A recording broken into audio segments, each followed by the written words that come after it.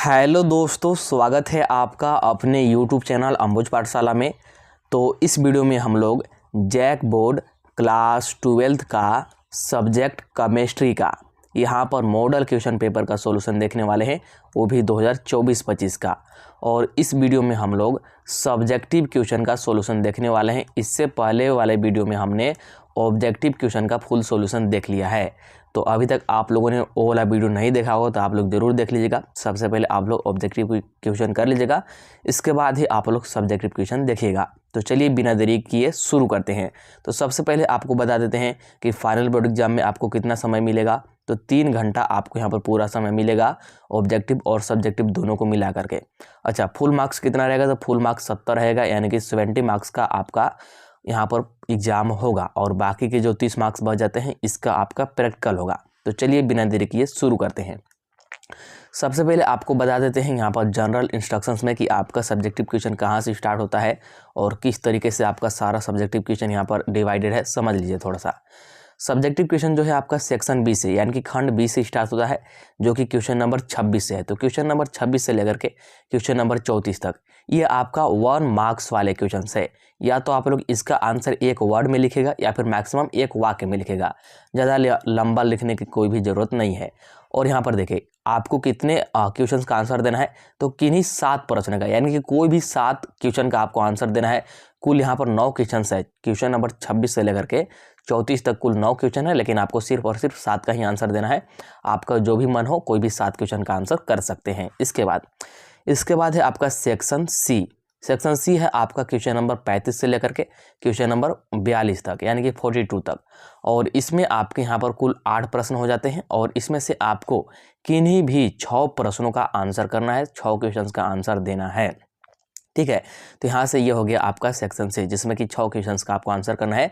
और ये 3 मार्क्स वाले क्वेश्चन है, मतलब कि 3 अंक वाले क्वेश्चन है। और मैक्सिमम आपको 150 वर्ड में आंसर करने को बोला है, लेकिन यहाँ पर वर्ड पर आप लोग ध्यान नहीं दीजिएगा, बिकॉज ये केमिस्ट्री है। तो आप लोग टू दी पॉइंट ही आंसर लिखेगा, चाहे कितना भी वर्ड में आपको लिखने को बोले, टू दी पॉइंट लिखेगा एकदम, आपको यहाँ पर नंबर 1 भी नहीं कटेगा। इसके बाद लास्ट में आपका है सेक्शन डी, यानी कि खंड डी, जिसमें कि आपका क्वेश्चन नंबर 43 से, यानी कि 43 से लेकर के 48 तक है। और यहाँ पर कुल 6 प्रश्न है और इनमें से किन्हीं भी 4 प्रश्नों का, यानी कि 4 क्वेश्चंस का आपको आंसर करना है। और ये 5 मार्क्स वाले क्वेश्चन है, यानी कि लॉन्ग आंसर टाइप ये क्वेश्चन है।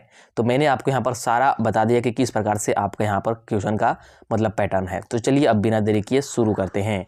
और हम लोगों ने ऑब्जेक्टिव पहले ही कर लिया है, तो डायरेक्टली हम लोग यहाँ पर सब्जेक्टिव पर ही आएंगे। तो देखिए यहाँ पर आपको दिख रहा होगा ऊपर में सेक्शन बी, यानी कि खंड बी। तो देखिए पहला क्वेश्चन इसमें क्या है, क्या बोल रहा है, डिफाइन मोलालिटी, यानी कि मोलालता को परिभाषित कीजिए। तो देखिए यहाँ पर ध्यान से देखिएगा, मोलारिटी और मोलालिटी में बहुत सारे स्टूडेंट बार बार कंफ्यूज होते हैं, इसलिए आप लोग क्वेश्चंस को अच्छे प्रकार से पढ़िएगा जब भी ऐसा क्वेश्चंस आपको देखने को मिलेगा। तो इसने मोलालिटी बोला है, यानी कि मोललता बोला है, हिंदी में यहाँ पर देख सकते हैं।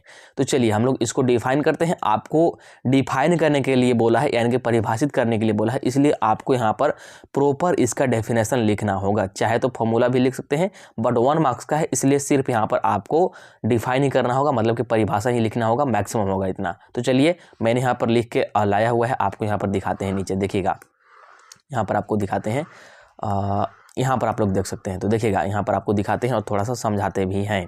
तो देखिए 26, यानी कि 26 नंबर वाले क्वेश्चन का आंसर है। देखिए मोलालिटी मैंने लिख लिया, इसके बाद अंडरलाइन करके यहाँ पर मैंने 10 लगा दिया। बिल्कुल ऐसे ही आप लोग लिखेगा, ऐसे लिखने से आपका यहाँ पर ये हाईलाइटेड रहता है। देखिए the number of solute particles present in पर किलोग्राम्स, यानी कि KG solvent is called molality. तो मोलालिटी कुछ नहीं होता है, the number of solute particles present in पर केजी, यानी कि पर kilogram solvent is called molality. इसी को हम लोग क्या बोलते हैं, इसी को मोलालिटी बोलते हैं। हिंदी में यही है कि 1 केजी विलायक में उपस्थित विलेय के मोलों की संख्या को ही क्या बोलते हैं, मोललता बोलते हैं। तो 1 मार्क्स का क्वेश्चन है, तो इतना मैक्सिमम है, बस इतना ही आपको लिखना है। चलिए अब नेक्स्ट क्वेश्चन की ओर बढ़ते हैं और देखते हैं कि अगला क्वेश्चन कौन सा है। तो अब यहाँ पर अगला क्वेश्चन देखिए 27, यानी कि 27 नंबर वाला क्वेश्चन क्या बोल रहा है, predict the order of the reaction in the given यहाँ पर प्रोफाइल, मतलब ये जो आपको यहाँ पर ये ग्राफ देखने को मिल रहा है ना, ये वाला ग्राफ देखिए, जो इसको मैं यहाँ पर सर्कल कर रहा हूँ, ये वाला ग्राफ आप लोग देखिए और बताइए कि ये कौन सा ऑर्डर रिएक्शन का ग्राफ है। दिए गए आलेख में अभिक्रिया को कोटि ज्ञात कीजिए, मतलब कि कौन से कोटि की अभिक्रिया है आपको ये बताना है। तो देखिए इधर आपको दिख रहा होगा टी हाफ और इधर दिख रहा होगा आर नोट यानी कि आर इनिशियल। तो टी हाफ और आर इनिशियल में जब भी ऐसे एकदम स्ट्रेट लाइन बनेगा, जब भी इस तरह का ग्राफ बनेगा, तो याद रखिएगा ये कौन सा ऑर्डर का आपका रिएक्शन होगा, ये आपको हमेशा ही याद रखना है। तो जब भी आपको टी हाफ और आर इनिशियल यानी कि आर नोट में ऐसे स्ट्रेट लाइन देखने को मिलेगा, आप लोग हमेशा याद रखेंगे ये आपका कौन सा ऑर्डर रिएक्शन होगा, ये फर्स्ट ऑर्डर रिएक्शन होगा। कौन सा? ये फर्स्ट ऑर्डर रिएक्शन होगा, यानी कि प्रथम कोटि अभिक्रिया होगी। कौन सा? ये आपका प्रथम कोटि हो जाएगा,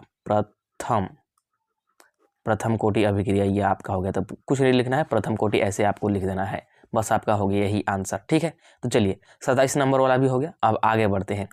तो 28 नंबर वाला क्वेश्चन देखिए हमारे पास क्या है, यहाँ पर ऊपर आप लोग देख सकते हैं। यहाँ पर देखिए which two series of element are present in F block, यानी कि ए ब्लॉक में कौन से तत्वों की श्रेणी उपस्थित होती है। तो ए ब्लॉक में यहाँ पर कौन से तत्वों की श्रेणी उपस्थित होती है, ये आपसे पूछा। तो बहुत ही सिंपल है इसका आंसर। यहाँ पर दो श्रेणी आपको देखने को मिलता है। कौन कौन सा, मैं यहाँ पर लिखता हूँ। डायरेक्टली आपको आंसर लिखना है ANS ऐसे लिख करके डैश दीजिएगा और यहाँ पर लिखेगा आप लोग, पहला तो है आपका लेंथेनाइड, क्या लेंथेनाइड्स। ठीक है, तो इस प्रकार से लेंथेनाइड्स, और एक और होता है सबसे पहले लेंथेनाइड आपको बता देते हैं कहाँ से शुरू होता है। तो 57 से शुरू होकर के 71 तक जाता है लेंथेनाइड, और यहाँ पर एंड करके लिख दीजिएगा एंड आपका एक्टिनाइड आ जाएगा, क्या एक्टिनाइड्स। ठीक है, तो इस प्रकार से आपको लिख देना है। तो हमसे वही पूछा था कि विच टू सीरीज, यानी कि कौन से दो यहाँ पर सीरीज है एलिमेंट का जो कि ए ब्लॉक में यहाँ पर प्रेजेंट होता है। तो ये हमारा हो गया, एक तो लेंथेनाइड्स जो कि यहाँ पर 57 से 71 तक है, और है एक्टिनाइड कहाँ से होता है, तो यह है आपका 89 से लेकर के 103 तक। तो बस यही हो गया आपका आंसर। इसके बाद देखिए अगला क्वेश्चन देखिएगा। अगला क्वेश्चन कौन सा है? अगला क्वेश्चन है हमारे पास 29। What type of isomerism is shown by the complex. यहाँ पर ये आपको कॉम्प्लेक्स दिख रहा होगा, ये वाला कॉम्प्लेक्स देखिए। तो पूछ रहा है कि ये जो कॉम्प्लेक्स है, इस कॉम्प्लेक्स के द्वारा किस टाइप का आइसोमेरिज्म शो किया जा रहा है। हिंदी में भी देख सकते हैं, ये वाला जो कॉम्प्लेक्स है यानी कि संकुल जो है, द्वारा किस तरह की समवायता दर्शाई जाती है। तो किस तरह की समवायता दर्शाई जाती है आपसे ये पूछ रहा है। तो यहाँ पर देखिए ये है आपका CO है, और इधर NH3 का होल 6 है, और इधर Cr है, और यहाँ पर Cn का होल 6 है। तो देखिए यहाँ पर चूंकि देख सकते हैं ये एक साथ, ये वाला मतलब, और ये वाला, ये दोनों एक साथ में है। देखिएगा मैं यहाँ पर आपको अच्छे से बताता हूँ।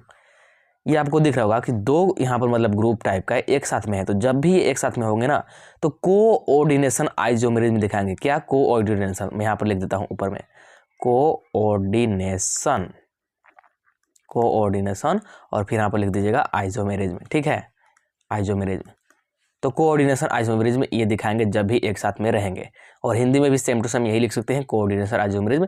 कुछ और अलग लिखने की जरूरत नहीं है, इसलिए मैं यहाँ पर हिंदी में इसको अलग से बता नहीं रहा हूँ। देखिए हिंदी में जहाँ पर बताने की जरूरत होगी वहीं पर बताऊँगा, अदरवाइज हिंदी में नहीं बताऊँगा, क्योंकि हिंदी में कुछ होता नहीं है। ठीक है, चलिए। तो 29 नंबर वाला मैंने आपको बता दिया कि यहाँ पर ये कौन सा आइसोमेरिज्म दिखाएगा, तो कोऑर्डिनेशन आइसोमेरिज्म दिखाएगा। इसके बाद देखिएगा, इसके बाद नेक्स्ट है हमारे पास 30 नंबर वाला, जो कि क्या है, यहाँ पर देख सकते हैं, write the name of the reaction in which alkyl halides are prepared by the reaction of alkyl chlorides या फिर bromides with NaI in dry acetone. उस अभिक्रिया का नाम लिखे। ठीक है, अभिक्रिया का आपको नाम लिखना है जिसमें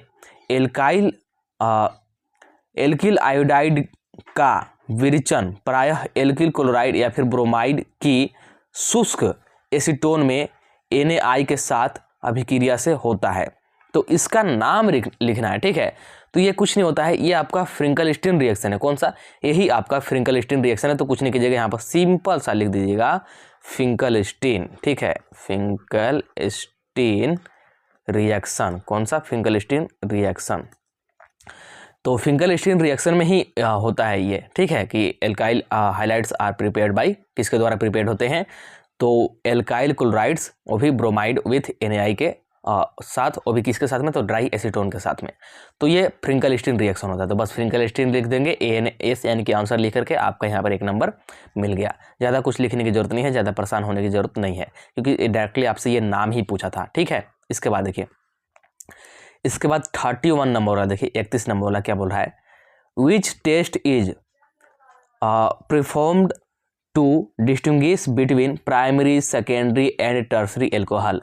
प्राथमिक, द्वितीयक और तृतीयक एल्कोहल के बीच अंतर करने के लिए कौन सा परीक्षण किया जाता है। देखिए, primary, secondary and tertiary alcohol है आपके पास, आप तीनों में कैसे अंतर करेंगे।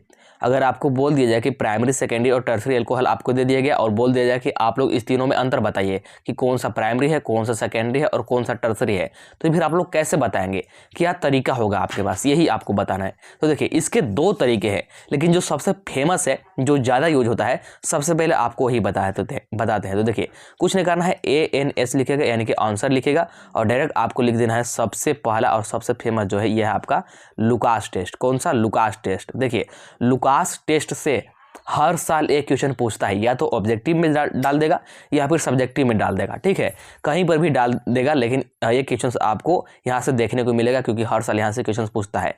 तो ज़्यादा फेमस तो यही है लुकास टेस्ट, लेकिन एक और होता है, लुकास टेस्ट न लिख करके आप लोग ये भी लिख सकते हैं, क्या, आप लोग विक्टर मेयर लिख सकते हैं, विक्टर मेयर टेस्ट, ठीक है, विक्टर मेयर टेस्ट भी लिख सकते हैं।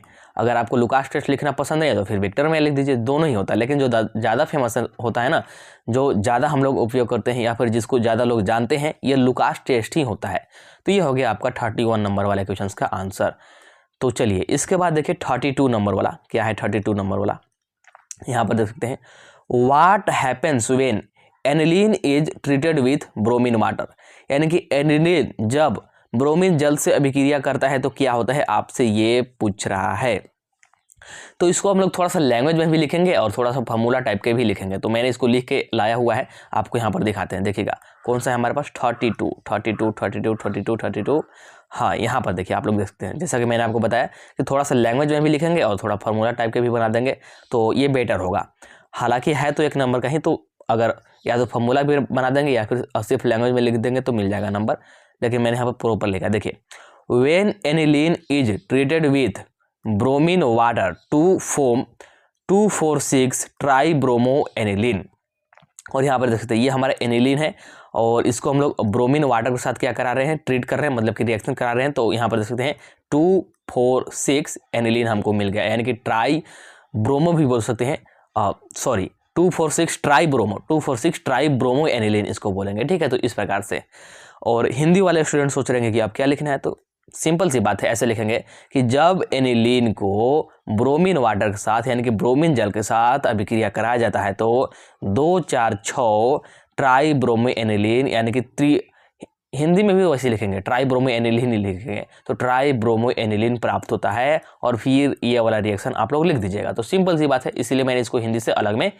नहीं लिखा है, ठीक है, तो आप लोग समझ सकते हैं। इसके बाद अगला क्वेश्चन देखिएगा, तो अगला क्वेश्चन देखिए 33 नंबर का क्या है, which hormone maintains blood glucose level, यानी कि कौन सा हार्मोन रक्त में ग्लूकोज की मात्रा नियंत्रित करता है।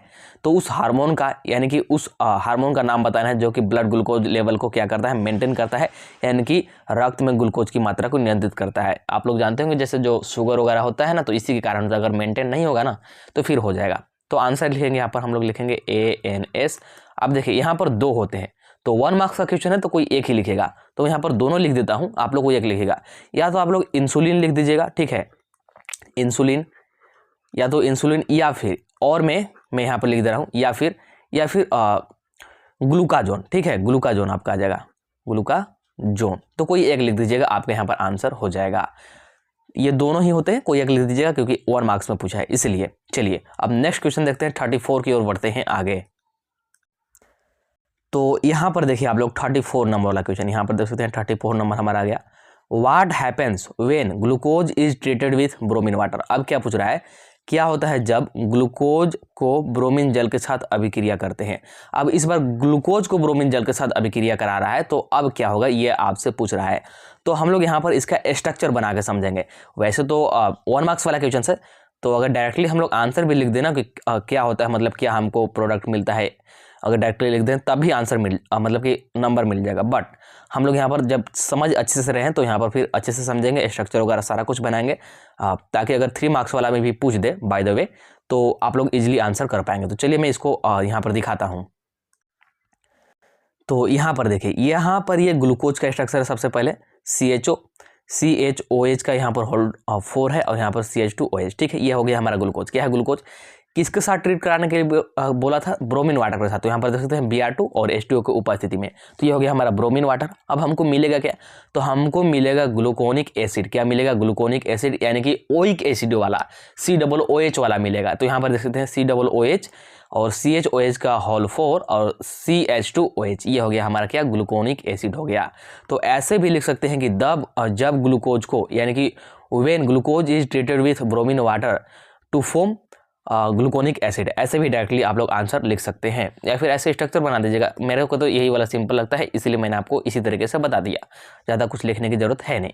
तो ये हो गया हमारा 34 नंबर वाला क्वेश्चन। इसके बाद नेक्स्ट आगे बढ़ते हैं। तो अब यहाँ पर देखिए, अब हम लोग आगे हैं सेक्शन सी में, यानी कि 3 मार्क्स वाले क्वेश्चंस में, ठीक है। तो देखिए सेक्शन सी का पहला क्वेश्चन जो कि है 35 नंबर वाला, क्या बोल रहा है, write the reaction of fuel cell. तो फ्यूल सेल का आपसे रिएक्शन लिखने को बोल रहा है, यानी कि ईंधन सेल की अभिक्रिया लिखे। देखिए अभी तक जैक बोर्ड में ऐसा क्वेश्चन कभी भी नहीं पूछा गया है। जब फाइनल बोर्ड एग्जाम में देखिए या फिर मॉडल पेपर में देखे तो फ्यूल सेल का अभी तक क्वेश्चन नहीं पूछा गया, बट इस बार डाला है मॉडल पेपर में, तो देख लीजिए। लेकिन कम ही चांस है इसका आने का, तो फिर भी एक बार देख लीजिए, हो सकता है कि अगर पूछ दे तो आपको आना चाहिए, बट इसका चांस कम है। तो चलिए मैं आपको यहाँ पर दिखाता हूँ। सबसे पहले हम लोग क्या करेंगे, सबसे पहले देखिए कैथोड और एनोड का हम लोग अलग अलग रिएक्शन लिखेंगे, यानी कि हाफ रिएक्शन लिखेंगे, और फिर ओवरऑल रिएक्शन इसको हम लोग लिखेंगे फ्यूल रिएक्शन का। तो चलिए देखिएगा यहाँ पर।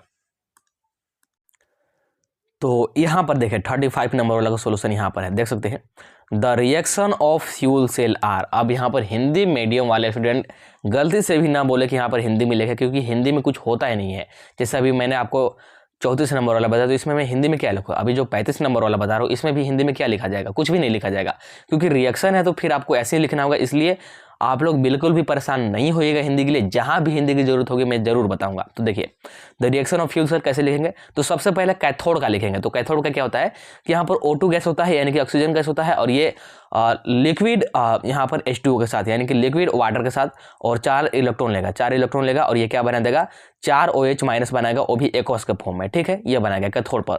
और एनोड वाले पर क्या होगा कि 2H2 गैस के फॉर्म में रहेगा, और यहाँ पर 4 OH माइनस लेगा एक्वस वाला फॉर्म में, और ये क्या बना देगा, ये बना देगा 4 H2 लिक्विड फॉर्म में, और 4 इलेक्ट्रॉन भी अपने साथ लेगा। अब क्या कीजिए, अब यहाँ पर हम लोग ओवरऑल मतलब रिएक्शन लिखेंगे। तो ओवरऑल रिएक्शन कैसे लिखेंगे, सबसे पहले यहाँ पर जो भी कैंसिल हो रहा है ना उसको कैंसिल कीजिए। देखिए यहाँ पर 4 OH माइनस है, यहाँ पर भी 4 OH माइनस है, ये दोनों कैंसिल हो गया। इसके बाद देखिए यहाँ पर ये 2 H2 है और यहाँ पर 4 H2 है, तो यहाँ पर ये सिर्फ और सिर्फ 2 H2 बच जाएगा। इसके बाद और क्या कैंसिल हो रहा है, और यहाँ पर देखिए 4 इलेक्ट्रॉन यहाँ पर है, 4 इलेक्ट्रॉन यहाँ पर, ये वाला भी कैंसिल हो गया। तो इधर क्या बचा हमारा, इधर ये वाला बचता 2 H2 बचा, ठीक है, गैस फॉर्म में, और इधर हमारा O2 बचा गैस फॉर्म में, और इधर क्या बचा, इधर हमारा सिर्फ और सिर्फ 2 H2O बचा लिक्विड फॉर्म में। तो बस यही हो गया हमारा ओवरऑल रिएक्शन किसका, फ्यूल सेल का। बस यही आपको लिखना था, तो सिंपल सा था। अगर आपको कैथोड और एनोड का यहाँ पर रिएक्शन लिखना आ रहा है तो फिर आप लोग इसको मतलब यहाँ पर कैंसिल वगैरह कर करके यहाँ पर ओवरऑल रिएक्शन लिख सकते हैं। बहुत ही सिंपल है, और इतने में आपको 3 मार्क्स मिल जाएगा इजिली। चलिए नेक्स्ट अब आगे बढ़ते हैं 36 नंबर वाले क्वेश्चन की ओर, यानी कि 36। तो देखिए 36 नंबर वाला क्वेश्चन यहाँ पर देख सकते हैं क्या पूछा है, calculate the magnetic momentum of, वो भी किसका, तो ए नंबर में है Ap3+ का, और यहाँ पर परमाणु क्रमांक यानी कि जेड दे दिया है आपको, तो यहाँ से बहुत ज़्यादा आपका हेल्प हो जाएगा जेड के मदद से। इसके बाद बी में दिया है Zn2+, और सी में दिया है CO2+। तो मैग्नेटिक मोमेंटम निकालना है। मैग्नेटिक मोमेंटम का फॉर्मूला तो मैंने आपको जब ऑब्जेक्टिव कराया था तब भी मैंने बताया है, लेकिन निकालेंगे कैसे, तो मैग्नेटिक मोमेंटम निकालने के लिए हमको सबसे पहले चेक करना होगा कि सभी, जैसे ए वाला में हमारा Ap3+ है, तो Ap3+ के पास अनपेयर्ड इलेक्ट्रॉन कितना है। अनपेयर्ड इलेक्ट्रॉन अगर हमको पता चल जाए तो फिर हम लोग फॉर्मूला लगा करके यहाँ पर मैग्नेटिक मोमेंटम निकाल सकते हैं, मोमेंट निकाल सकते हैं। तो चलिए हम लोग अनपेयर्ड इलेक्ट्रॉन ही सबसे पहले यहाँ पर निकालेंगे, इसके बाद हम लोग यहाँ पर फॉर्मूला को लगाएंगे। तो तीनों को मैं एक साथ सोल्व कराऊंगा। यहाँ पर देखिएगा, तो यहाँ पर देखिए 36 नंबर वाले क्वेश्चन का इधर मैंने ए कर दिया है, इधर यहाँ पर बी कर दिया है और इधर यहाँ पर सी कर दिया है। तो सबसे पहले ए नंबर वाले क्वेश्चन का सॉल्यूशन देखिए, जो कि क्या था Fe3+। देखिए वहाँ पर Fe का हमको परमाणु क्रमांक यानी कि जेड दिया था, जो कि कितना है 26। लेकिन यहाँ पर Fe3+ है, मतलब कि 26 में से 3 निकल गया तो 23 ही बचा है। तो हम लोग 23 के अकॉर्डिंग यहाँ पर इलेक्ट्रॉनिक कॉन्फ़िगरेशन करेंगे। तो आर्गन 18 हो गया और 3 इलेक्ट्रॉन हमको निकालना है। तो 2 तो निकाल दीजिए यहाँ से, 4s2 से 2 निकाल देंगे क्योंकि s2 में 2 होता है, तो यहाँ से 2 निकाल देंगे और 1 निकाल देंगे d से। तो 3 निकाल दिए। अब हमारे पास बच गया आर्गन 18 और d5। तो 18 5 23 बच गया। तो 23 ही हमको लाना था। तो ये हो गया हमारा रियल मतलब कि सबसे सटीक इलेक्ट्रॉनिक कॉन्फ़िगरेशन। अब d वाले का हम लोग यहाँ पर बनाएंगे। d में कितने यहाँ पर कक्षक होते हैं, तो 5। यहाँ पर देख सकते हैं 1 2 3 4 5। अब यहाँ पर एक एक करके इलेक्ट्रॉन को हम लोग फिल करेंगे। ठीक है, एक एक करके इलेक्ट्रॉन को फिल करेंगे और पहला कक्षक में 1 फिल करेंगे, फिर दूसरा में करेंगे, तीसरा में करेंगे, चौथा में करेंगे, पांचवा में करेंगे। तो 5 ही इलेक्ट्रॉन था, तो अब कहीं पर और फिल करने की जरूरत नहीं है। और पांचों देख सकते हैं कि अलग अलग है, मतलब कि यहाँ पर पेयर में नहीं है, अनपेयर्ड है। तो यहाँ पर अनपेयर्ड इलेक्ट्रॉन कितना हो गया, मतलब कि n का वैल्यू कितना हो गया। अनपेयर्ड इलेक्ट्रॉन को हम लोग n से डिनोट करते हैं, जो कि कितना हो गया 5 हो गया। कितना 5। अब लगाएंगे हम लोग यहाँ पर मैग्नेटिक मोमेंट का फॉर्मूला। यहाँ पर मैंने लिख दिया है एम मतलब शॉर्ट में मैग्नेटिक मोमेंट, जो कि क्या होता है अंडर रूट में n इंटू में n+2। n क्या है, तो वही है यहाँ पर अनपेयर्ड इलेक्ट्रॉन की यहाँ पर संख्या। तो ये है हमारा 5। तो 5 + 2 तो ये हो गया 5 दूनी के 10 5 2 7 और 7 5 35। और 35 का अगर हम लोग रूट से बाहर निकालेंगे तो 5.9 आएगा। और यहाँ पर bm ये इसका मतलब यूनिट हो जाता है। इसके बाद देखिए, इसके बाद सेकेंड वाले में पूछा था Zn2+ का। तो देखिए Zn का तो वैसे परमाणु क्रमांक 30 होता है, लेकिन 2+ है यानी कि 2 निकाल देंगे। 28 के अकॉर्डिंग हमको यहाँ पर करना है इलेक्ट्रॉनिक कॉन्फ़िगरेशन। अगर ऐसे आपको डायरेक्टली समझ में नहीं आता है ना, तो सिंपली आप लोग सबसे पहले Zn का सिंपल यहाँ पर इलेक्ट्रॉनिक कॉन्फ़िगरेशन कर लीजिए और इसके बाद फिर Zn2+ का कीजिएगा, तो ऐसे आपको समझ में आ जाएगा। तो कैसे करेंगे, देखिए यहाँ पर हमको 2 इलेक्ट्रॉन निकालना है। तो किस में से निकालेंगे, क्या d में से निकालेंगे, बिल्कुल नहीं। d ऑर्बिटर यहाँ पर फुलफिल है, d में 10 है, तो d वाले को बिल्कुल भी हम लोग टच नहीं करेंगे, अदरवाइज यहाँ पर गलती हो जाएगा। तो d वाले को ऐसे ही छोड़ दीजिए और 4s2 में से 2 इलेक्ट्रॉन निकाल दीजिए, क्योंकि 2 ही निकाला था। तो आर्गन 18 और यहाँ पर d10 आ गया, तो 18 और 10 28। तो 28 का ही हमको करना था क्योंकि 2+ है। ठीक है, अब यहाँ पर हम लोग करेंगे इसका मतलब चेक करेंगे कि अनपेयर्ड इलेक्ट्रॉन कितना है। कैसे चेक करेंगे, डी में 5 कक्षक होते हैं। ठीक है, तो पांचों बनाएंगे और एक एक करके फिल करेंगे। पहले 1 इलेक्ट्रॉन, फिर इसमें भी 1 इलेक्ट्रॉन, फिर इसमें भी 1 इलेक्ट्रॉन, फिर इसमें भी 1 इलेक्ट्रॉन, फिर इसमें 1 इलेक्ट्रॉन। पांचों में 1 भर दिए। अब फिर से जो भी इलेक्ट्रॉन बच गया, अब फिर से शुरू से भरना शुरू करेंगे। तो यहाँ पर फिर से पहला में 1 और इलेक्ट्रॉन, दूसरा में भी 1 और इलेक्ट्रॉन, तीसरा में भी 1 और इलेक्ट्रॉन और पांचों में भरेंगे। तो देख सकते हैं कि पांचों के पांचों पेयर में है, कोई भी अनपेयर्ड नहीं है, मतलब कि यहाँ पर नंबर ऑफ अनपेयर्ड इलेक्ट्रॉन की संख्या कितना हो गया, 0 हो गया। तो मैग्नेटिक मोमेंट भी हमारा 0 आ जाएगा। यहाँ पर देख सकते हैं 0 आ गया। इसके बाद सी वाले में हमसे पूछा था Cu2+ का। देखिए सबसे पहले मैं आपको बता दूं कि Cu का इलेक्ट्रॉनिक कॉन्फ़िगरेशंस में यहाँ पर आपको एक्सेप्शन देखने को मिलता है, अपवाद देखने को मिलता है। अगर जनरल इसका भी सिंपली जनरल इलेक्ट्रॉनिक कॉन्फ़िगरेशन कीजिएगा ना, उसमें भी आपको एक्सेप्शन देखने को मिलेगा। क्यों, क्योंकि हमको d ऑर्बिटल को फुलफिल करना होता है, इसलिए हम लोग s को खाली छोड़ के d को भरते हैं। और यहाँ पर 2+ है, तो इसमें भी आपको वैसे ही करना होगा। तो देखिए क्या करेंगे, ऑर्गन 18 हो गया और यहाँ पर 4s 0 हो जाएगा और 3d 9 हो जाएगा। तो 18 और 9 यहाँ पर आ जाएगा 18 और 1 मिनट 2, यहाँ पर 2 है ना, तो ये आ जाएगा आपका 27। 18 9 27 हो गया। ठीक है, तो इस प्रकार से हम लोग करेंगे। तो इस प्रकार से इलेक्ट्रॉनिक कॉन्फ़िगरेशन कर दिए। अब यहाँ पर देखेंगे कि कितना अनपेयर्ड है। तो देखिए पहला वाला पेयर में है, दूसरा वाला भी, तीसरा वाला भी, चौथा वाला भी। कैसे, तो जैसे मैंने आपको बताया था कि पांचों में सबसे पहले 1 इलेक्ट्रॉन भरेंगे, फिर दोबारा से पांचों में 1 भरेंगे। जितना भर गया, नहीं भरा तो वो वाला अनपेयर्ड हो जाएगा। तो यहाँ पर देख सकते हैं कि अनपेयर्ड सिर्फ और सिर्फ 1 है, मतलब कि n का वैल्यू कितना आ गया, n का वैल्यू 1 आ गया। तो मैग्नेटिक मोमेंट हम निकालेंगे तो n इंटू n+2 यानी कि 1 इंटू में 1+2 जो कि जगह 3 और 1 इंटू 3 यानी कि 3 और √3 का वैल्यू होता है 1.732 और यहाँ पर bm इसका आ गया क्या, मतलब यूनिट आ गया। तो इस प्रकार से हमारा 36 नंबर वाला क्वेश्चन भी सॉल्व हो गया। चलिए अब आगे बढ़ते हैं। चलिए अब यहाँ पर 37 नंबर वाला क्वेश्चन देखिएगा, जो कि थोड़ा सा थ्योरी टाइप का है और थोड़ा कॉन्सेप्ट आपको लगाना होगा। क्या बोला कि Zn, Cd एंड Hg, ठीक है, are not considered as transition elements, explain giving reason. यानी कि क्या बोल रहा है कि Zn, Cd एंड Hg जो है इसको ट्रांजिशन एलिमेंट की तरह हम लोग कंसिडर नहीं करते हैं। ठीक है, तो क्यों नहीं करते हैं आपको ये बताना है, वो भी एग्जाम्पल के साथ, यानी कि एग्जाम्पल देते हुए। हिंदी में देख लीजिए, कारण देते हुए समझाएं Zn Cd एंड Hg को संक्रमण तत्व क्यों नहीं माना जाता है। आखिर कारण क्या है, क्योंकि इसी के बाकी के जो हैं ऐसा ही उनको संक्रमण तत्व माना जाता है, ये भी तो मतलब डी ब्लॉक के हैं, तो इनको क्यों नहीं माना जाता है ये आपको बताना है। तो चलिए इसका हम लोग यहाँ पर मतलब देखते हैं कैसे हम लोग इसको आंसर करते हैं। तो देखिए यहाँ पर कैसे आंसर करेंगे। देखिए जो आपका Zn Cd और Hg है ये एक ही ग्रुप के एलिमेंट है, वो भी कौन सा ग्रुप का, तो ग्रुप नंबर 12 का। कौन से ग्रुप का, ग्रुप नंबर 12 का। और इनका जो डी ऑर्बिटल है, इनके डी ऑर्बिटल में यहाँ पर इलेक्ट्रॉन फुलफिल है, यानी कि 10 के 10 इलेक्ट्रॉन इनके में फुलफिल है, कोई भी यहाँ पर खाली नहीं है, ठीक है।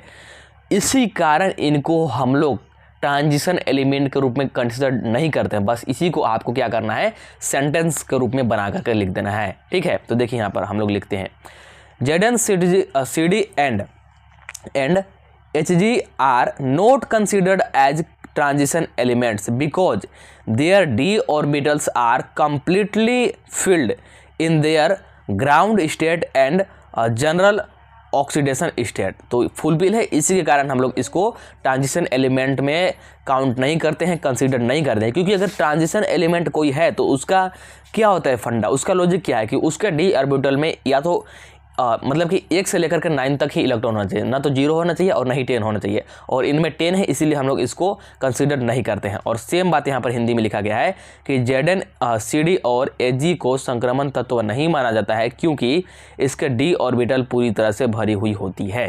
तो यहाँ पर मैंने आपको हिंदी में भी बता दिया क्योंकि यहाँ पर हिंदी में लिखने की ज़रूरत थी। चलिए अब अगला क्वेश्चन देखते हैं। तो अब देखिए यहाँ पर 38 यानी कि 38 नंबर बोला, क्या बोल रहा है, यूजिंग IUPAC नेम, ठीक है, norms right the IUPAC name. तो IUPAC नाम मतलब इनका लिखना है। यहाँ पर आपको ये 3 दिख रहे होंगे कंपाउंड, इन्हीं तीनों कंपाउंड का IUPAC नेम लिखना है। तो चलिए इसका हम लोग IUPAC नेम कैसे लिखते हैं देखिएगा आप लोग। और या तो आपको मतलब ये फाइनल बोर्ड एग्जाम में ऐसे पूछेगा, या तो इस तरह से कंपाउंड दे देगा और आपको बोलेगा कि IUPAC नेम लिखिए, या फिर IUPAC नेम आपको लिख के दे देगा और बोलेगा कि इस कंपाउंड का मतलब इस कंपाउंड को लिखिए, ठीक है। किसी भी तरह से पूछ सकता है। तो चलिए हम लोग यहाँ पर देखते हैं इसको कैसे लिखेंगे। तो देखिए सबसे पहले 38 नंबर वाला का ए नंबर वाला देखिए, जो कि क्या था, Mn था और H2O का होल 6 था और यहाँ पर 2+ है, मतलब कि ये पॉजिटिव बोला, ठीक है, पॉजिटिव बोला है। अगर ये नेगेटिव बोला होता तो हम लोग लास्ट में क्या लगाते हैं, ATE लगाते हैं, यानी कि 8 लगाते हैं, ठीक है। लेकिन ये पॉजिटिव बोला है इसलिए हम लोग कुछ नहीं लगाएंगे। तो सबसे पहले हम इसको लिखेंगे यहाँ पर इस मतलब वाटर वाले को, और वाटर को हम लोग यहाँ पर लिखते हैं क्या, एक्वा लिखते हैं। तो 6 वाटर है इसलिए लिखेंगे हेक्सा एक्वा, और ये Mn को हम लोग लिखेंगे यहाँ पर सिंपली मैग्नीज, क्या, सिंपली मैग्नीज। और फिर यहाँ पर हम लोग इसका निकाल लेंगे ऑक्सीडेशन स्टेट निकालेंगे। तो कैसे निकालेंगे, मैग्नीज का x मान लेंगे और यहाँ पर जो वाटर है इसका 0 होता है, 6 है तो 0 × 6 और बराबर में यहाँ पर 2+ है यानी कि 2+, तो x बराबर 2 हो गया। तो यहाँ पर हम लोग इस रोमन में ध्यान देखिएगा, ऐसे 2 नहीं लिख दीजिएगा, रोमन में ही लिखा जाता है IUPAC नेम में, तो यहाँ पर रोमन में ऐसे 2 लिख देंगे। तो हेक्सा एक्वा मैग्नीज 2 ये हो गया इसका IUPAC नेम। इसके बाद सेकेंड नंबर वाला कंपाउंड क्या था, CuNa2Cl NH3 का होल 4। अब यहाँ पर देखिए आपको 3 यहाँ पर लिगेंड मतलब कि देखने को मिल रहे होंगे, ठीक है। तो कैसे करेंगे, हम लोग अल्फ़ाबेटली लिखेंगे। तो सबसे पहले अल्फ़ाबेट में कौन सा आता है, सबसे पहले हमारे पास एमीन आएगा, तो यहाँ पर लिखेंगे टेट्रा एमीन। इसके बाद आएगा C यानी कि क्लोरिडो, इसके बाद आ जाएगा आपका ये वाला नाइट्रिटो। तो टेट्रा एमीन क्लोरिडो नाइट्रिटो। और एन क्यों, क्योंकि यहाँ पर जो ये NO2 है ना, ये N साइड से जुड़ा है इसलिए N, तो यहाँ पर लिखेंगे N, जिधर से जुड़ेगा वही वाला लिखेंगे। अगर N साइड से जुड़ा है तो N लिखेंगे, अगर O साइड से यानी कि ऑक्सीजन साइड से जुड़ेगा तो O लिखेंगे। तो चूंकि यहाँ पर ये N साइड से जुड़ा है इसलिए यहाँ पर N लिखेंगे, और इसके बाद कॉपर और 2, ये 2 कैसा है तो फिर वही ऑक्सीडेशन स्टेट निकालेंगे। यहाँ पर कॉपर का X मान लेंगे और NO2 का -1 होता है और Cl का भी -1 होता है और NH3 का 0 होता है। तो ये जगह -2 बराबर में 0 यानी कि x बराबर में +2, तो यहाँ पर लिख देंगे 2। आगे समझ में, एक और बच गया और C नंबर वाला, तो उसको देखेगा। C नंबर वाला देखिए क्या है, K3FeCN का होल 6। तो यहाँ पर देखिए इस बार पॉजिटिव वाला बाहर है, ठीक है। तो पॉजिटिव वाला बाहर है इसलिए सबसे पहले इसी को हम लोग लिखेंगे। तो लिखेंगे यहाँ पर पोटेशियम लिखेंगे, और यहाँ पर देखिए 6 है इसलिए हेक्सा, और इसको हम लोग बोलते हैं क्या, इसको बोलते हैं हम लोग साइनो, ठीक है। तो साइनो और यहाँ पर आ जाएगा फिर आपका फेरेट। फेरेट यहाँ पर देख सकते हैं लास्ट में ATE लिखे हैं क्योंकि इधर ये माइनस मतलब कि नेगेटिव वाला पार्ट है। और यहाँ पर फिर आ जाएगा थर्ड की, तो यहाँ पर देखिए हम लोग निकालेंगे कि 3 का होता है +1 तो 3 है इसलिए +3, AP का मान लेंगे x और CN का होता है -1 6 है तो इसलिए -6, तो +3 -6 यानी कि माइनस का 3 बचेगा, उधर जाकर के प्लस का 3, तो यहाँ पर हम लोग प्लस का 3 लिख दिए, ठीक है, रोमन में। तो इस प्रकार से लिखेंगे पोटेशियम हेक्सा साइनो फेरेट 3, तो ये हो गया आपका। चलिए अब अगला क्वेश्चन की ओर बढ़ते हैं। तो अगला है हमारे पास 39 नंबर वाला क्वेश्चन, जो कि क्या है, complete the following. Complete the following वाला हर ईयर क्वेश्चन पूछता है। 3 नंबर वाले में भी एक पूछेगा कंप्लीट द फॉलोइंग, एक नंबर के 3 करके पूछ देगा, और एक 5 नंबर वाला भी पूछेगा, वहाँ भी एक नंबर के 5 को करके पूछ देता है। तो कंप्लीट द फॉलोइंग वाला आप लोग ज़्यादा प्रैक्टिस कीजिएगा, क्योंकि कंप्लीट द फॉलोइंग से आपका 8 मार्क्स यहाँ से आ सकता है, ठीक है, ध्यान रखिएगा आप लोग। और कंप्लीट द फॉलोइंग वाला में कुछ नहीं करना होता है, आपको सिर्फ यहाँ पर आना चाहिए। देखिए पहला बोल रहा है ये बेंजीन है और बेंजीन भी यहाँ पर Br है और प्लस में Mg है। तो ये देखिए ये आपको देख के लग रहा है कि ये ग्रिग्नार वाला है। कौन सा, ये ग्रिग्नार वाला रिएक्शन है। तो ग्रिग्नार वाला में कुछ नहीं होता है, यहाँ पर Mg जुड़ जाता है। तो ये देखिए इसको हम लोग ऐसे लिख सकते हैं, ऐसे यहाँ पर बेंजीन बना दीजिए और ऊपर कुछ नहीं कीजिए, यहाँ पर MgBr कर दीजिए। क्या, MgBr कर दीजिए, बस हो गया, मिल गया आपको एक नंबर। तो यहाँ पर ये सिर्फ और सिर्फ MgBr हो जाता है ग्रिग्नार वाले में, और कुछ नहीं होता है। तो इसको मतलब यहाँ पर साइक्लो वाला करके है ना, साइक्लो वाला, बेंजीन बल्कि साइक्लो वाला है। तो ये साइक्लो वाला है क्योंकि बेंजीन में अंदर से होता है, तो ये साइक्लो वाला है। तो यहाँ पर कुछ नहीं कीजिए, MgBr कर दीजिए, आपका हो गया। इसके बाद सेकेंड नंबर वाला है, यहाँ पर देखिए सेकेंड नंबर वाला में क्या बोल रहा है, यहाँ पर आप लोग देख सकते हैं, जस्ट अ सेकेंड। तो देखिए अब सेकेंड वाला में देखिए क्या है, CH3CONH2, यानी कि ये एमाइड वाला हो गया, ठीक है, ये एमाइड वाला हो गया। और यहाँ पर है Br2 और 4 NaOH के साथ इसका रिएक्शन करा रहा है, ठीक है। तो अब यहाँ पर मतलब क्या हमको मिलेगा ये बताना। तो सबसे पहले आपको समझना होगा कि ये कौन सा रिएक्शन है। जैसे ऊपर मैंने बताया कि ये ग्रिग्नार वाला रिएक्शन है, ठीक है, जिसमें कि साइक्लो वाला यहाँ पर दे दिया है और Br + Mg दे दिया है, तो इसमें कुछ नहीं होता है कि MgBr सिंपली हो जाता है। तो वैसे ही सबसे पहले आप लोग इस रिएक्शन को पहचानिए, जो ये नीचे वाला है ये कौन सा रिएक्शन है। तो देखिए ये आपका होफमान ब्रोमाइड रिएक्शन है। कौन सा, होफमान ब्रोमाइड, यहाँ पर मैं लिख देता हूँ होफमान ब्रोमाइड। कौन सा, होफमान ब्रोमाइड वाला ये रिएक्शन है, जिसमें कि एमाइड है और Br2 और 4 NaOH के साथ यहाँ पर मतलब रिएक्शन करा रहे हैं। तो इसमें क्या होता है, एक कम कार्बन का एमीन बनेगा। क्या बनेगा, एक कम कार्बन का एमीन बनेगा। यहाँ पर अगर 2 कार्बन है तो सिर्फ एक कार्बन का हम लोग एमीन बनाएंगे। तो क्या बन जाएगा हमारे पास, क्या मिलेगा, मतलब प्रोडक्ट यहाँ पर बनेगा CHNH2 और प्लस में यहाँ पर आ जाएगा आपका Na2CO3 और प्लस में यहाँ पर हमको मिलेगा NaBr और प्लस में मिलेगा 2H2O। क्या मिलेगा, 2H2O। तो ये पूरा आपको लिखना होगा क्योंकि कंप्लीट द फॉलोइंग आपसे बोला है। चलिए तो सेकेंड नंबर वाला भी हो गया। इसके बाद आपको यहाँ पर बचाता है थर्ड नंबर वाला, इसको इरेज करता हूँ। चलिए अब थर्ड नंबर वाला देखिएगा क्या है, C नंबर वाला क्या है, C6H5NO2।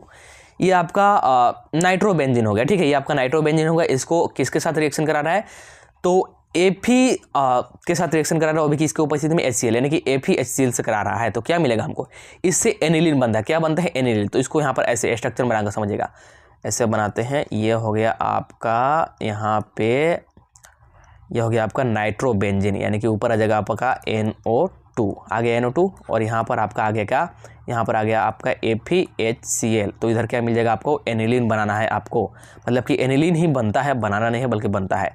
तो ऊपर में आ गया आपका NH2, ये हो गया आपका एनिलीन, ठीक है। तो एनिलीन इससे प्राप्त होता है। तो हो गया आपका C नंबर वाला भी। तो देख सकते हैं कितना सिंपल था, एक नंबर आपको 3 नंबर फटाक से मिल गया। चलिए और हिंदी में यहाँ पर कुछ करने की जरूरत है नहीं। चलिए अब अगला क्वेश्चन की ओर बढ़ते हैं। तो यहाँ पर देखिए अब 40 नंबर वाला क्वेश्चन देखिए क्या है, how will you bring about the flowing conversion. तो इस कन्वर्जन को मतलब आप लोग कैसे यहाँ पर प्राप्त करेंगे, ये आपसे बोल रहा है। निम्नलिखित परिवर्तन आप कैसे करेंगे, इस कन्वर्जन को आप लोग कैसे करेंगे ये आपको बताना है। पहला है क्या बोल रहा है कि ethane amide to ethanoic acid, और फिर है दूसरा साइक्लोहेक्सेनॉल टू यहाँ पर क्या है, साइक्लोहेक्सानोन, ठीक है, हेक्सानोल से हेक्सानोन बनाना है। और फिर है बेंजीन टू एसीटोफिनोन है, एसीटोफिनोन। तो इस कन्वर्जन को आप लोग कैसे कीजिएगा ये आपको बताना। तो देखिए इस कन्वर्जन को हम लोग करते हैं, ये ज़्यादा लंबा वाला कन्वर्जन नहीं है, एक 2 स्टेप में ये आपका कन्वर्जन हो जाएगा। तो देखिएगा यहाँ पर, तो देखिए यहाँ पर 40 नंबर का A नंबर वाला, यानी कि पहला कन्वर्जन देखिए जिसमें कि क्या बोला था हमसे, इथेनामाइड से क्या बोला था, इथेनोइक एसिड हमको बनाने के लिए बोला था। तो ये हो गया हमारा इथेनामाइड, ठीक है, ये हो गया हमारा इथेनामाइड। इससे बनाना है हमको क्या, इससे हमको बनाना है इथेनोइक एसिड, यानी कि ये वाला बनाना है, COOH वाला बनाना है, ठीक है। तो क्या करेंगे, कुछ नहीं करिए, हाइड्रोलिसिस करा दीजिए और हीट दे दीजिए। आपके यहाँ पर सिंपली इथेनामाइड से इथेनोइक एसिड बन जाएगा, यानी कि CH3O और ये प्लस में रहेगा आपका, और इसको हम लोग क्या कर रहे हैं, हीट कर रहे हैं, तो हमको मिल गया जो प्रोडक्ट चाहिए था, यानी कि इथेनोइक एसिड मिल गया। तो एक स्टेप में आपका ये कंप्लीट हो गया। बस आपको पता होना चाहिए क्या कराना है। तो याद रखिएगा कि हाइड्रोलिसिस कराना है, हाइड्रोलिसिस कराइए, 1 नंबर ले जाइए। चलिए अब आगे बढ़ते हैं। इसके बाद देखिए सेकेंड पार्ट में, यानी कि बी वाला में हमसे क्या बोला था, बी वाला में देखिए, बी वाला में साइक्लोहेक्सेनोल से साइक्लोहेक्सेनोन बनाने के लिए हमको बोला है, ठीक है। तो क्या करेंगे, ये देखिए, ये हो गया आपका यहाँ पर साइक्लोहेक्सेनोल हो गया ये आपका, और इसको हम लोग एनहाइड्रस CrO3 से क्या करा देंगे, रिएक्शन करा देंगे, तो ये हमको मिल जाएगा जो हमको चाहिए था, यानी कि साइक्लोहेक्सेनोन, ये हमको मिल जाएगा। यहाँ पर देखिए, ये आपका ओल है, ये आपका नोन है, यहाँ पर ध्यान दीजिएगा, ओन है, ओन वाला। तो कुछ नहीं करना था, सिंपली आपको एनहाइड्रस CrO3 के साथ रिएक्शन करा देना था, मिल गया। इसके बाद सी वाले में बोला था बेंजीन से एसीटोफिनोन बनाने के लिए, बेंजीन से एसीटोफिनोन। तो ये देखिए हमारा ये सिंपल बेंजीन हो गया, इससे बनाना है हमको एसीटोफिनोन। तो यहाँ पर कौन सा रिएक्शन होगा आपका, फ्रीडल क्राफ्ट का एसाइलेशन वाला रिएक्शन होगा, यानी कि फ्रीडल क्राफ्ट एसाइलेशन रिएक्शन होगा, जिसमें कि हम लोग क्या करते हैं, CH3COOCl को लेते हैं, और भी किसकी उपस्थिति में, तो एनहाइड्रस AlCl3 की उपस्थिति में लेते हैं, तो एसीटोफिनोन हमको मिल जाएगा। यहाँ पर देख सकते हैं एसीटोफिनोन, ये हमको मिल गया। तो बस यहाँ पर ही ये भी हो गया, और 1 नंबर आपको यहाँ पर भी मिल गया। चलिए अब अगला क्वेश्चन की ओर बढ़ते हैं। अगला क्वेश्चन हमारा क्या है, तो यहाँ पर देखिए 41 नंबर वाला देखिए, right the IUPAC name of the flowing compound. यहाँ पर ये आपको कंपाउंड दिया है, 3 कंपाउंड दिया है, तीनों के 1 नंबर के। इसका क्या करना है, आपको IUPAC नेम लिखना है, यानी कि IUPAC नेम को राइट करना है। यहाँ पर देख सकते हैं PHCOPH, यानी कि फिनोल है, और ये कीटोन है, और फिर से ये फिनाइल है। अच्छा, ये फिनाइल है, कीटोन है, फिर से ये आपका फिनाइल है, ठीक है। तो इस प्रकार का मतलब आपको दे दिया, फिनाइल, कीटोन, फिनाइल, और फिर यहाँ पर CH3 का होल 3, मतलब ये 3 तरह से लटका हुआ होगा। अगर होल 3 बोल दिया ना, मतलब कि तीनों तरह से लटका होगा, और CNH2 है, और फिर है यहाँ पर M का मतलब हो गया मेटा Br C6H5NH2 है। तो इन तीनों का IUPAC नेम लिखना है। तो चलिए हम लोग स्ट्रक्चर के साथ इसका IUPAC नेम लिखते हैं। चलिए 41 नंबर वाला का A नंबर देखिए, जो कि क्या था, PHCOPH, यानी कि फिनाइल, कीटोन, फिनाइल। तो यहाँ पर देख सकते हैं ये हो गया आपका फिनाइल, और बीच में आ गया आपका C+O, और फिर से आ गया आपका फिनाइल। तो इसका हम लोग क्या नाम लिखेंगे, देखिए सबसे पहले आपको लंबा चेन खोजना होगा। तो यहाँ पर आपको जो दिख रहा है ये वाला, यही वाला आपका सबसे लंबा चेन है। यहाँ पर जो इसको मैं सर्कल कर रहा हूँ, यही वाला आपका सबसे लंबा चेन है। तो लिखेंगे डाइफिनाइल, क्या लिखेंगे, डाइफिनाइल मिथेनॉन, क्या लिखेंगे, डाइफिनाइल मिथेनॉन, इसको हम लोग लिखेंगे, और बस हो गया कंप्लीट। इसके बाद बी वाले में था CH3 का होल 3, और यहाँ पर था CNH2। तो देखिए C यहाँ पर लिख दिए, और तीनों तरफ से लटका दिए CH3 को, और इधर एक NH2 इधर हम लोग लटका दिए, तो बस हो गया। अब इसका कुछ नहीं करेंगे हम लोग, सिंपली यहाँ पर इसका नाम लिख देंगे। तो देखिए कैसे लिखेंगे, तो यहाँ पर देखिएगा, यहाँ पर लिखेंगे 2 मिथाइल, यानी कि यहाँ पर 2 पर मिथाइल है, यानी कि 2 methyl propane 2 amine, 2 methyl propane 2 amine. इस प्रकार से सिंपली इसका हम लोग नाम लिख देंगे। और एक और बच गया C नंबर वाला, उसको देखिए। चलिए यहाँ पर अब आप लोग देखिए C नंबर वाला जो हमारा था, C नंबर वाला में क्या था, ये दिया था हमको मेटा Br C6H5NH2, ये वाला हमको दिया था। तो इसको सबसे पहले हम लोग स्ट्रक्चर बना लेंगे, कैसा बनेगा। तो यहाँ पर देखिए मेटा पर, यहाँ पर देखिए मेटा पर हमने Br लिख दिया, और C6 तो ये पूरा हो गया, और यहाँ पर ऊपर में हम लोगों ने NH2 लगा दिया। सबसे पहले नंबरिंग कर लेंगे, तो नंबरिंग हमारा NH2 से ही शुरू होगा। तो 1 2 3, तो 3 पर हमारा क्या है, 3 पर है ब्रोमो, तो 3 ब्रोमो, और कुछ नहीं है, सिंपली ये आपका एनिलीन है। तो 3 ब्रोमो एनिलीन हो गया हमारा यहाँ पर आंसर। तो यहाँ पर भी आपको 1 नंबर इजीली मिल गया। चलिए अब 42 नंबर वाला सबसे पहले क्वेश्चन आप लोग देखिए, 42 नंबर वाला क्वेश्चन क्या है। 42 नंबर वाला क्वेश्चन देखिए यहाँ पर क्या है, what are essential and non essential amino acid. सबसे पहले आपको बताना है कि essential and non essential amino acid क्या होता है, गिव एग्जाम्पल, और फिर इसका एग्जाम्पल भी देना है। आवश्यक तथा अनावश्यक एमिनो अम्ल क्या होते हैं, उदाहरण दीजिए। तो देखिए हिंदी इंग्लिश दोनों में आपको आंसर बताएंगे। चलिए यहाँ पर देखिएगा, मैंने प्रॉपर तरीके से इसका आंसर लिखा हुआ है। तो सबसे पहले यहाँ पर देखिए 42 नंबर वाला का आंसर इंग्लिश में, इसके बाद आपको हिंदी में भी बताते हैं। देखिए सबसे पहले इसेंशियल एमिनो एसिड देखिए, तो amino acid which cannot be synthesized in the body and must be taken in diet are called essential amino acid। यानी कि essential amino acid क्या होता है, जो कि हमारे बॉडी में बनता नहीं है, लेकिन इसको हम लोग कैसे लेते हैं, डाइट के माध्यम से लेते हैं, और डाइट के माध्यम से लेना जरूरी है, तो इसको हम लोग essential amino acid बोलते हैं। एग्जाम्पल में आ गया वैलिन, आ गया ल्यूसिन, आ गया, ठीक है। इस प्रकार से और भी यहाँ पर एग्जाम्पल दिए हुए हैं। इसके बाद नॉन एसेंशियल समझिएगा, amino acids which can be synthesized in the body are known as non essential amino acid. यानी कि नॉन एसेंशियल एमिनो एसिड क्या होता है, जो कि हमारे बॉडी में बनते हैं और इसको हमको अलग से लेने की आवश्यकता नहीं होती है, तो इसी को हम लोग नॉन इसेंशियल एमिनो एसिड बोलते हैं। जैसे कि आपका हो गया ग्लिसरीन हो गया, यहाँ पर हो गया आपका एनिलीन हो गया, ग्लूटामिक हो गया, ग्लूटामिक एसिड है आपका, ठीक है, ETC, तो ETC करके लिख दीजिएगा। तो इतना मैंने एग्जाम्पल भी दे दिया और यहाँ पर डिफिनेशन भी दे दिया।